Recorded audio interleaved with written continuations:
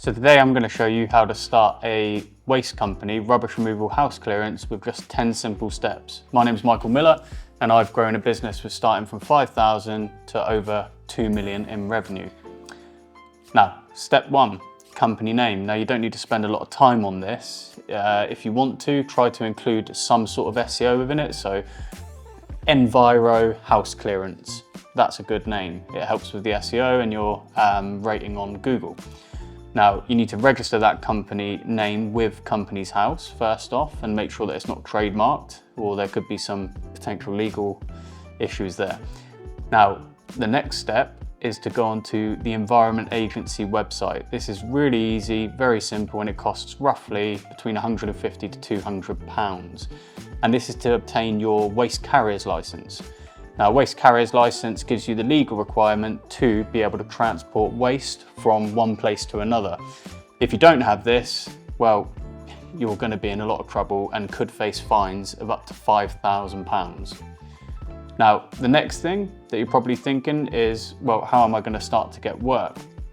Well, firstly, you're going to need a website. This is going to be your main position. Think of it as like your shop front. You know, and the better it looks, the more easier it is from a UX point of view. UX being user experience means the easier it's going to be for the customer to convert into a sale. So you want to include things like being able to book online and having the availability on your website through that. Now, once you've got that, you're then going to need to start the marketing. So the basic places for starting the marketing are places like Google AdWords, Facebook Marketplace within a social group, or like your local area, so Hampshire group or whatever you may be. You've also got places such as Gumtree. Now, Gumtree's not the best, and the sort of customer you attract from there, probably not the customer you want. They're looking for something cheap and they don't want to pay you enough so that you make a decent profit. Now, that's the marketing and the website. Now, obviously the main thing you're going to need is a vehicle. Now, a lot of people when starting off, they make a really big mistake and they go cheap on this. They'll get a vehicle like a Mercedes Sprinter or even something that doesn't tip. Anything that doesn't tip is no good. Put it in the bin.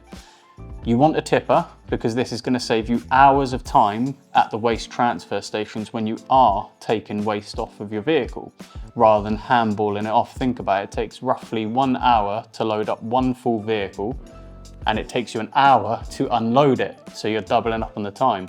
If you are tipping this all off with a tipping vehicle, it's one button and it takes just 2 minutes. Now, SEO is one of the biggest things you need to look at as well. This is your ranking on Google. So when you search rubbish removal Southampton, for example, in first place, you would get roughly 10 clicks for every search. In second place, you get 5 clicks for every search. Third place, 3 clicks for every search. And then anything below that tends to maybe get 1 click per 10 searches, if not nothing. So it's very important you pay someone or yourself try to work on the SEO, and that's search engine optimization. Now, pricing is another part of this. Now, you need to make sure that your costs are completely covered by the revenue you're bringing in. Obviously, otherwise you're going to be doing it for free and you're not running a business, you're creating hassle and debt for yourself. So I would suggest that you look at the top 5 companies within your area and you really hone in on what their pricing structure is, and you will need to register for VAT almost immediately. Now, the average type is done on either a quarter load, half a load, or full load pricing structure. The alternative is you do it on a cubic yard basis. This gives you the opportunity to make more overall than if you're doing it by the quarter, half load, and full load basis. Now, the next thing when you're doing the jobs and how to price the jobs. So, how to price a job. When you first get on site, the best thing to do is to look through the waste you're about to collect. You need to make sure that there are no hidden things that are going to increase your disposal costs. Some of those things being mattresses, fridges, or any other types of hazardous waste that you will get charged at more on the waste transfer station. You need to ensure that the tipping costs are going to attribute roughly 24% at a maximum point of your revenue for that job. So if the job's £400, the maximum you want to be spending is somewhere in the region of £95 to £100 on the disposal cost for that job.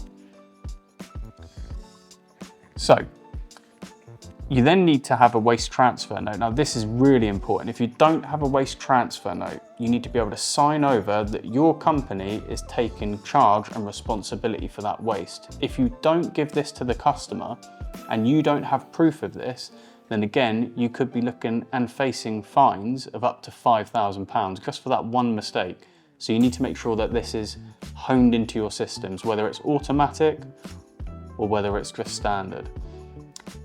It's also very good from a customer's point of view to have the before and after pictures of the job. So you should do this through using a CRM or just your own job card that you've made up, and put the before and after pictures in, send it to them alongside with the waste transfer note. And while you're at it, you should definitely send them the opportunity to leave your review, especially if you're just starting out. You need to track everything within the business. You need to look at the disposal costs, how long the average time takes on a job for the teams that are on site.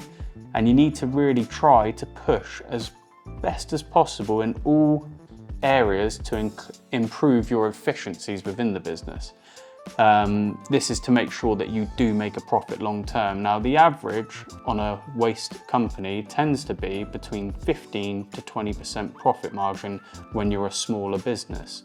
As you grow bigger, this number will start to diminish slightly, but overall the growth works much better. If you got value out of this video, hit that like button, hit the subscribe. There'll be a video coming out every week. Thank you, speak to you soon.